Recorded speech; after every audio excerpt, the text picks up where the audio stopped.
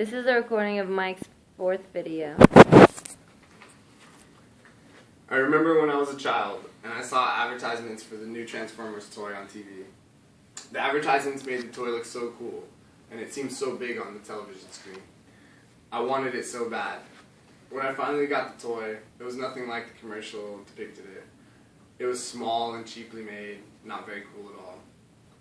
I played rough when I was a child, and I broke it within a week. I let the commercial convince me that this toy was something that it was not.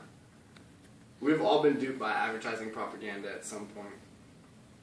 First, I'll explain what propaganda is. Next, I'll explain how it is delivered. And finally, I'll convey the importance of exercising caution when exposed to propaganda so we can be aware of its influences and intentions.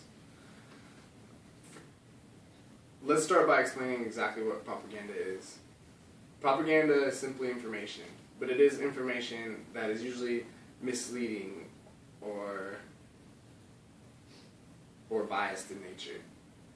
This information is used to promote or publicize a particular cause or point of view, and usually spread through media. According to the Journal of Social Psychology, in an article written by Edgar H. Henderson in 1943 entitled "Towards a Definition of Propaganda," propaganda must be psychological. If we watch television, get on a computer, or even read the newspaper, we're usually exposed to propaganda whether we realize it or not.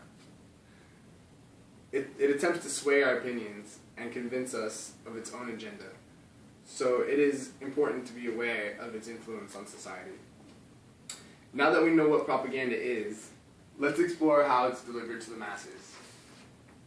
According to the Journal of Advertising Research, in an article written in 2014 by Peter Pinta, entitled "The Power of Social Television: Can Social Media Build Viewer Engagement?" he researched the advertising effects in people's homes and said the results indicate that engaging in social media while watching television can significantly enhance neural indicators of viewer engagement in television programs. Propaganda became so popular in television and on the radio because of its strong media support and financial support from big businesses. It has since been used by large corporations to sell products and used by politicians to promote their campaigns. With the addition of the internet as a media outlet, people now pay even more attention to propaganda than ever before. That is why we need to be aware of its existence in our everyday lives. Now that we know what propaganda is and how it is delivered to so many people, let's understand why it is important to consume media with caution. According to respected professor of psychology Nancy Snow, in her book entitled "Propaganda in American Democracy," written in 2013, there is a new reality we need to acknowledge. Journalists do act as propagandists. What Nancy means by this is, the journalists we have come to trust on the news and other traditional, credible media outlets may be feeding us propaganda.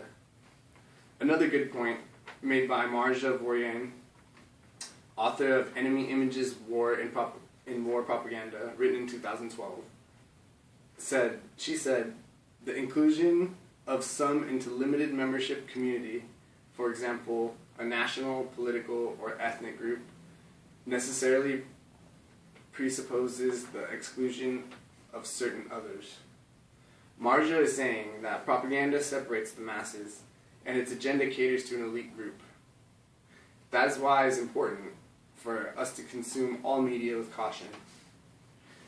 In conclusion, we have gone over what propaganda is, examined the different forms of media propaganda and how it's delivered, and we have discussed why it is important to consume media propaganda with caution.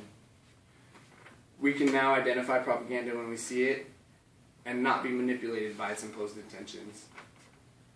When faced with propaganda, remember to think for yourselves. I just finished watching the fourth recording of Mike's rehearsal.